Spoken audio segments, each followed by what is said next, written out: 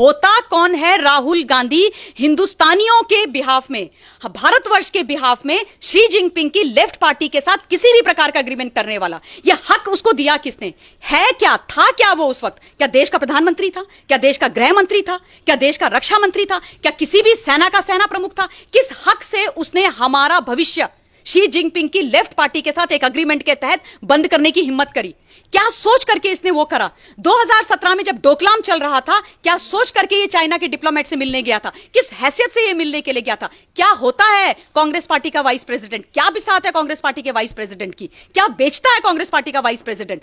तुम जो हो इस तरीके के एग्रीमेंट्स और इस तरीके के एमओयू साइन करोगे, मेमोरेंडम ऑफ अंडरस्टैंडिंग, बाकी लोगों के साथ, इस देश को बेचने के लिए, इस देश को गुमराह करने के लिए, और उसके बाद अपनी इसी शक्ल अचानक से जगोगे रात के अंधेरे में, एक वीडियो बनाओगे अपनी शक्ल लेकर के और उसको तुम पोस्ट कर दोगे और बोलोगे कि मोदी जी आप बताओ ऐसा क्यों हो रहा है, मोदी जी आप बताओ क्या हो रहा है, क्या हो रहा है? 1 इंच की जगह उन्होंने नहीं ली है। आज तुम अपनी सेना को डाउट कर रहे हो। देश की सेना कह रही है, सेना प्रमुख कह रहे हैं, हमारे जो फील्ड लेवल के कमांडर्स और जनरल्स हैं वो कह रहे हैं कि हमारी 1 इंच जमीन पर कब्जा नहीं हुआ है, हमने जो बोला है वही सच है। लेकिन इन्होंने जब भी हमारी लड़ाई किसी भी दुश्मन देश के साथ हुई है, इन्होंने कभी भी अपनी आर्मी का साथ नहीं दिया है। इन्होंने जाकर के ये दुश्मन देश के साथ खड़े हो गए।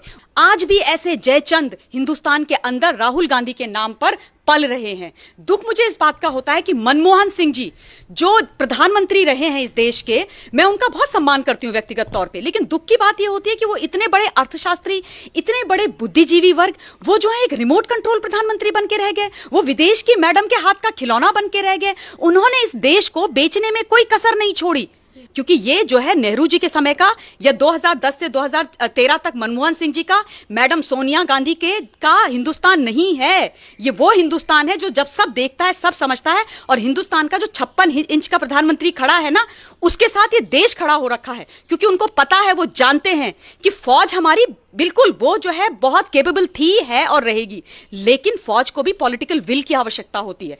सोनिया गांधी, मैडम गांधी जी जिन्होंने 80s में इस देश की नागरिकता ली है, सोनिया गांधी जी जिनसे एक शब्द नमस्कार तक वो शुद्ध हिंदी में नहीं बोल पाती हैं, सोनिया गांधी जी जो हिंदुस्तान की धरती पर बोझ बन के बैठी हुई है, सोनिया गांधी जी जिसने इस देश की राजनीति को कुठाराघात कर करके इस देश को बर्बाद करने में कोई कसर नहीं छोड़ी, मैडम सोनिया गांधी जी जो पुत्र मोह में ऐसी अंधी हो गई हैं, उन्होंने अपनी आंखों में पट्टी बांधी है कि उस मंद बुद्धि को, जो एमपी का मतलब कहीं किसी ऑफिस में 4th क्लास में जाने के लायक नहीं है, उसको देश के प्रधानमंत्री बनने के ख्वाब देख रही हैं, उनके वो इस तरीके की जब बातें करती है ना, तो साफ साफ इस देश को दिखता है कि वो चाहती क्या है, वो चाहती क्या है।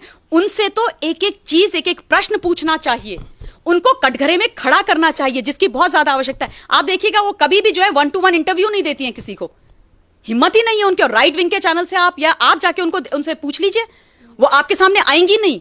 हमें इस देश के जयचंदों के भी बहुत सारे सबूत मिलते हैं। जब हम पानीपत की तृतीय लड़ाई के बारे में पढ़ते हैं, पानीपत तृतीय की लड़ाई पढ़ते हैं, उसमें हम कहते हैं कि हम जो है हार गए थे उस लड़ाई को।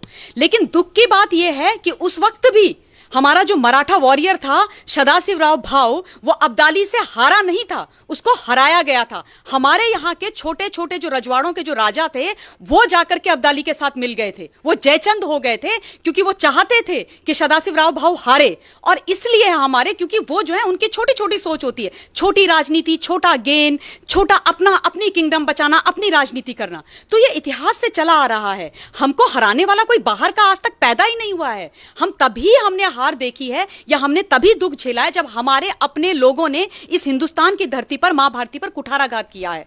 यह इतिहास है। और दुख की बात यह है कि आज भी ऐसे जयचंद हिंदुस्तान के अंदर राहुल गांधी के नाम पर पल रहे हैं। दुख मुझे इस बात का होता है कि मनमोहन सिंह जी जो प्रधानमंत्री रहे हैं इस देश के, मैं उनका बहुत सम्मान करती हूं व्यक्तिगत तौर पे, लेकिन दुख की बात यह होती है कि वो इतने बड़े अर्थशास्त्री, इतने बड़े बुद्धिजीवी वर्ग, वो जो है एक रिमोट कंट्रोल प्रधानमंत्री बन के रह गए, वो विदेश की मैडम के हाथ का खिलौना बन के रह गए। उन्होंने इस देश को बेचने में कोई कसर नहीं छोड़ी, और अगर उनकी अपनी इच्छा नहीं थी तो वो खड़े क्यों नहीं हुए?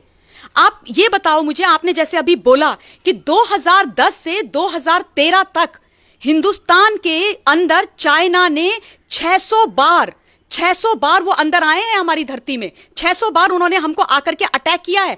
उसकी बात मनमोहन सिंह क्यों नहीं करते हैं? भूल गए क्या मनमोहन सिंह? जुलाई अगस्त में जब भी मौसम अच्छा होता था वो हमारी सीमाओं पर आते थे, हमेशा वो अंदर आए और हमेशा उन्होंने हम पर अटैक किया। उन्होंने हमारी 640 स्क्वायर मीटर जमीन हड़प ली। और उसके बाद हमारे उस समय के एक फॉरेन सेक्रेटरी होते थे इनके, मनमोहन सिंह के, यूपीए 2 की गवर्नमेंट के, श्याम शरण उनका नाम था।